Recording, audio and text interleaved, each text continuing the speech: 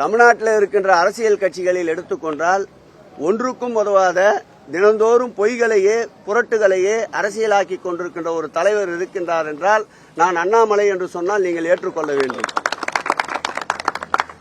இந்து சமய அறநிலையத்துறை தான் அதனுடைய வரலாற்றிலேயே ஒரு காலத்தில் 10,000 பேர் தைப்பூசத்திற்கு கூடுகின்ற நிலை இருந்து இன்றைக்கு ஒரு நாளைக்கு 20 லட்சம் பேர், ஒரு நாளைக்கு 2 லட்சம் பேர் மக்கள் திரண்டு வருகின்றார்கள்.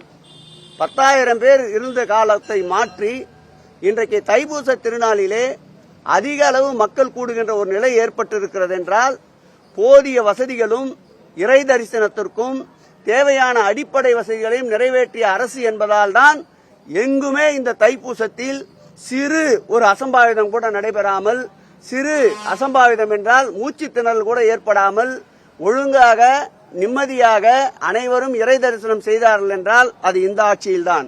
அண்ணாமலை கூறியது போல் கடந்த காலம் வேண்டுமென்றால் அப்படி இருந்திருக்கலாம். பழனியை பொறுத்தளவில் இன்றைக்கு 96 கோடி ரூபாய் செலவிலே முதல் மாஸ்டர் பிளான் பணிகள் நடந்து கொண்டிருக்கின்றன. இரண்டாம் மாஸ்டர் பிளான் பணிகளுக்கு நிலம் கையகப்படுத்துவதற்கு அரசின் சார்பில் 58 கோடி ரூபாயை 50 ஏக்கர் நிலத்தை கையகப்படுத்துவதற்கு அரசே பணத்தை ஒதுக்கி இருக்கின்றது. இரண்டாவது மாஸ்டர் பிளான் 136 கோடி ரூபாய் செலவிலே தயார் செய்யப்பட்டு வருகின்றன. திருச்செந்தூரை எடுத்துக்கொண்டால் 450 கோடி ரூபாய் செலவில் இன்றைக்கு திருப்பணிகள் மேற்கொள்ளப்பட்டு வருகின்றன.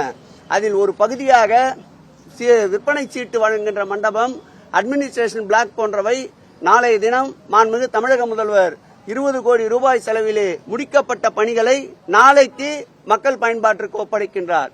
இப்படி நாளொரு மேனி பொழுதொரு வண்ணமாக திருக்கோயிலுடைய வளர்ச்சி எப்படி அடைந்து கொண்டிருக்கின்றதோ அதுபோல் பக்தர்களுடைய எண்ணிக்கையினுடைய வளர்ச்சியும் கூடிக்கொண்டே இருக்கின்றது.